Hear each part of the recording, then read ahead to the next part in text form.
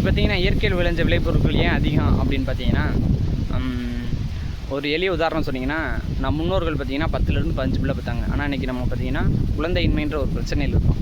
1800 காலகட்டத்தில் பார்த்திங்கன்னா கருப்பு கவுனியாக இருக்கட்டும், மாப்பிள்ளை சம்பாவாக இருக்கட்டும், அன்னைக்கு அந்த அரிசியில் இருந்த சத்து 100% இருந்தது.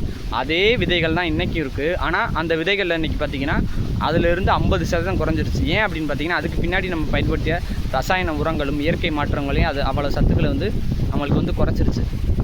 அப்போ நம்ம அப்படின்னு பார்த்தீங்கன்னா, அப்போ இயற்கையில் விளைஞ்ச விளைபொருட்கள் அன்னைக்கு வந்து ஒரு மண்ணில் வந்து ஒரு இலை கீழே விழுந்தால் அதை அந்த சருகு வந்து மக்கிறதுக்கு 4 நாள் ஆகும்.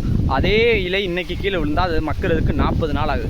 அப்போ அப்படின்னு பார்த்தீங்கன்னா, நம்ம மண்ணில் இருந்த கோடிக்கணக்கான நுண்ணுயிர்கள் இன்றைக்கி குறைஞ்சிருச்சு. அதாவது அன்றைக்கி வந்து 5% இருந்த மண்ணில் இருந்த நுண்ணுயிர்கள் இன்றைக்கி பார்த்திங்கன்னா 0.2 அவ்வளோதான் இன்றைக்கி இருக்குது. இப்போ இன்றைக்கி மறுபடியும் வந்துக்கிட்டு அதை வந்து அங்ககத்தன்மையை கூட்டணும், மறுபடியும் 5க்கு கொண்டு வரணும் அப்படின்னு மறுபடியும் நம்ம வந்து எல்லாத்தையும் அழிச்சிட்டு நம்ம மறுபடியும் கோட்டை ஃபுல்லாக அழிச்சிட்டு நம்ம மறுபடியும் புதுக்கோடு போடுற மாதிரி நம்ம மறுபடியும் முயற்சி பண்ணிக்கிட்டு இருக்கோம்.